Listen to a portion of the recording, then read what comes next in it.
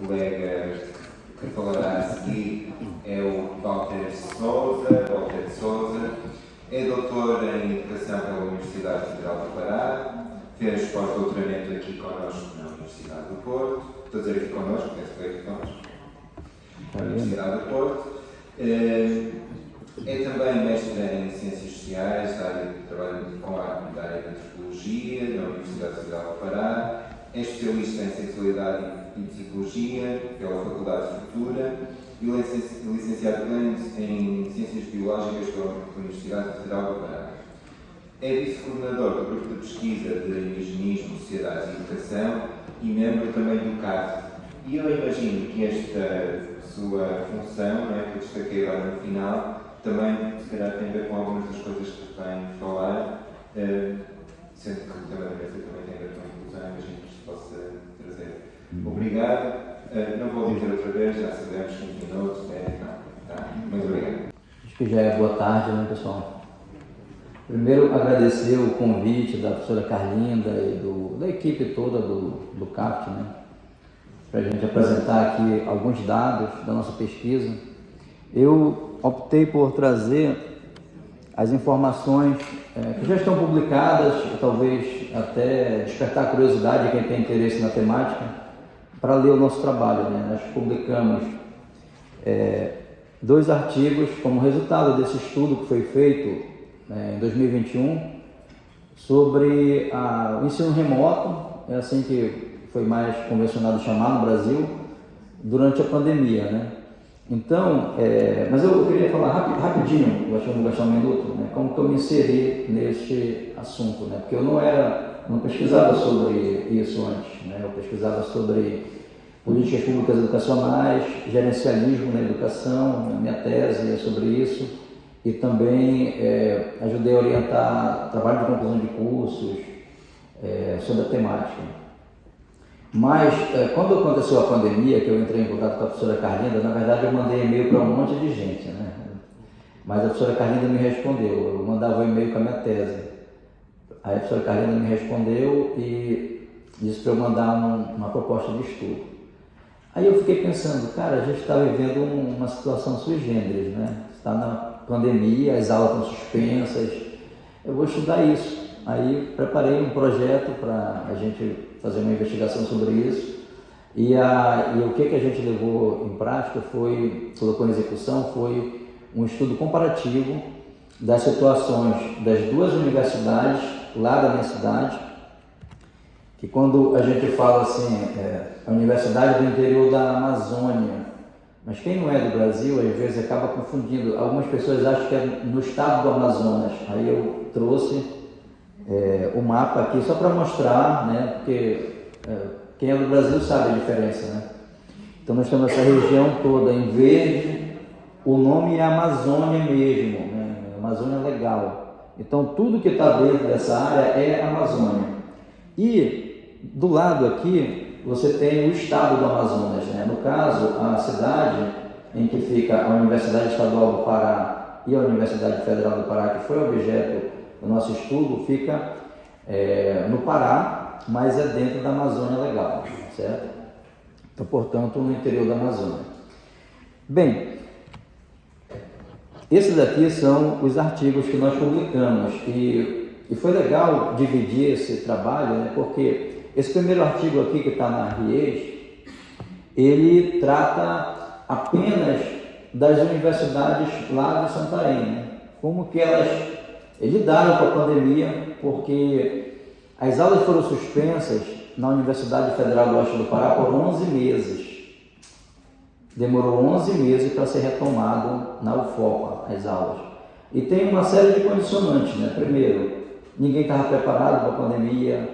Segundo, a UFOPA, ela recebe uma quantidade de pessoas em situação de vulnerabilidade socioeconômica muito grande. Então, era muito complicado oferecer aula para essas pessoas e deixar a maioria no meio do caminho. Olha, não tem condições da gente dar aula remota porque não vai ter aluno para assistir.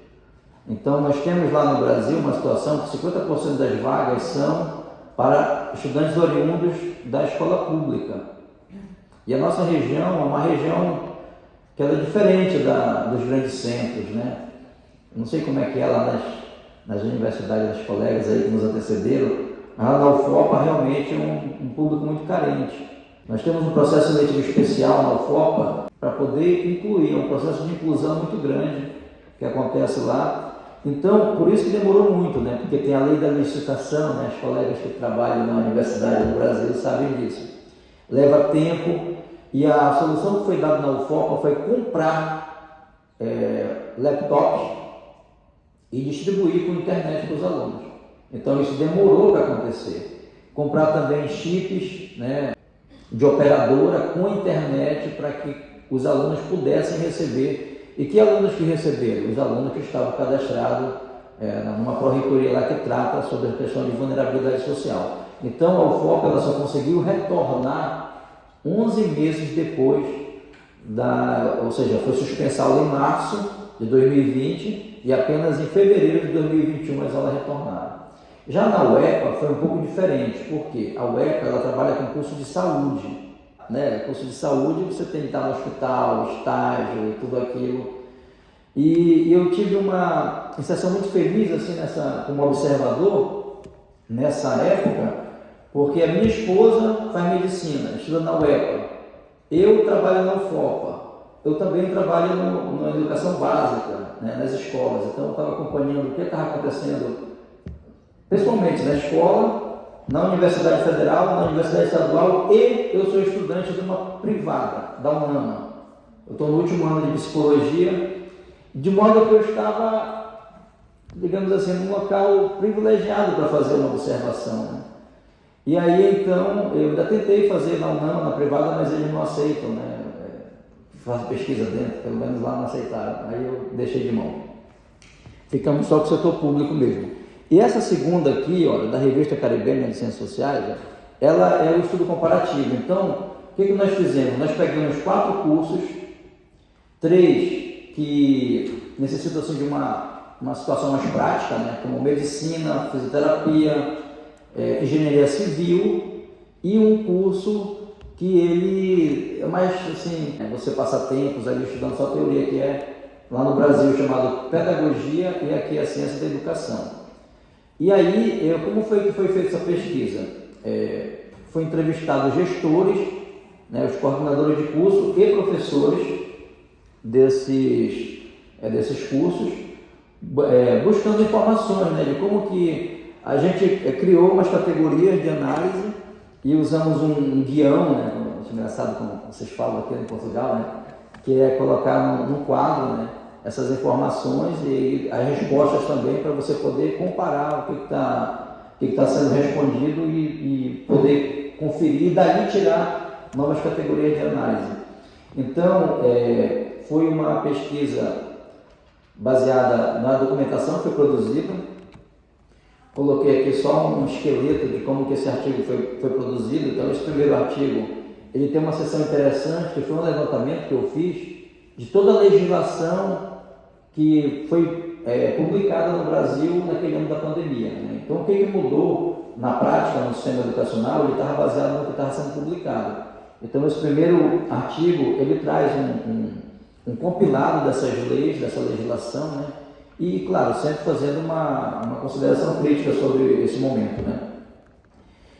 E aí, então, aqui eu achei, coloquei assim, não vou ler isso aqui, só coloquei porque tinha de colocar, né?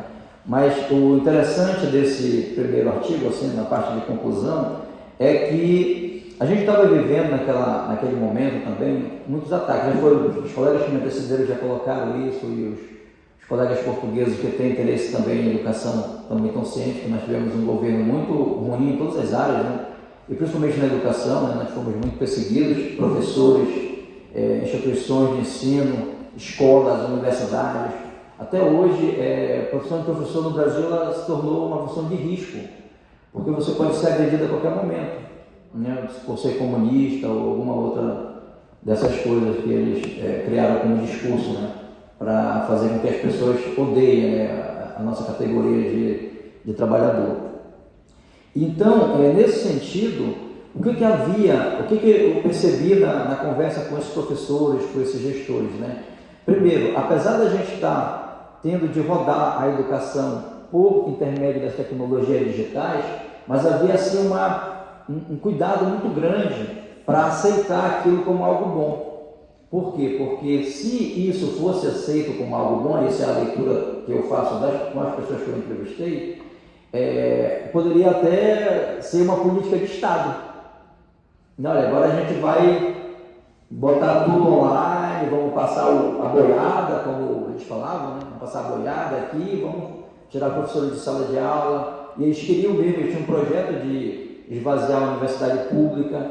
Então, esse resultado desse estudo, ele é uma fotografia daquele momento, né? Então, apesar de haver essa facilitação, né? Até mesmo a minha inserção no grupo se deu por causa da internet, mas era incrível que, como antes da pandemia, já tinha internet, já tinha os equipamentos, mas a gente não usava, né? Se não fosse presencial, não tinha evento, se não fosse presencial, não tinha reunião, se não fosse presencial, não tinha defesa de TCC, defesa de dissertação, defesa de tese, né?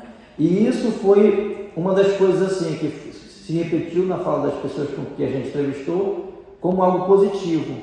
O fato de você poder fazer, por exemplo, uma defesa de dissertação e ter um pesquisador que mora em outro país até e ele poder participar e você não precisar mais gastar, né? Não tinha de gastar recursos da universidade para trazer. Tem sido feito mais eventos de defesa online do que presencial, justamente para aproveitar essa facilidade que a tecnologia da informação trouxe. Agora, evidentemente que o resultado dessa pesquisa, principalmente nesse estudo comparativo, ele é até óbvio, né? Porque esses cursos que precisam de botar a mão na massa, né? É impossível esses cursos funcionarem de modo online, né? De modo, a não ser aquelas disciplinas mais teóricas, mas a maioria deles necessitava mesmo da prática presencial. E isso foi uma constante também no discurso dos professores, dos gestores com quem a gente conversou, né? A universidade pública, antes da pandemia, ela era um pouco reticente com essa questão do ensino à distância, né? Até porque quando você vai avaliar, vai ver a avaliação dos cursos à distância, a nota deles é muito ruim.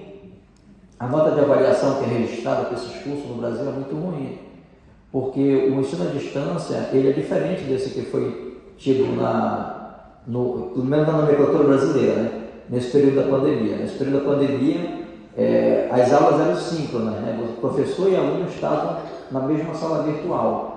O ensino EAD no Brasil, ele é assíncrono, ou seja, tem lá no site os materiais e o aluno acessa quando pode, ou quando quer, ou não acessa, enfim.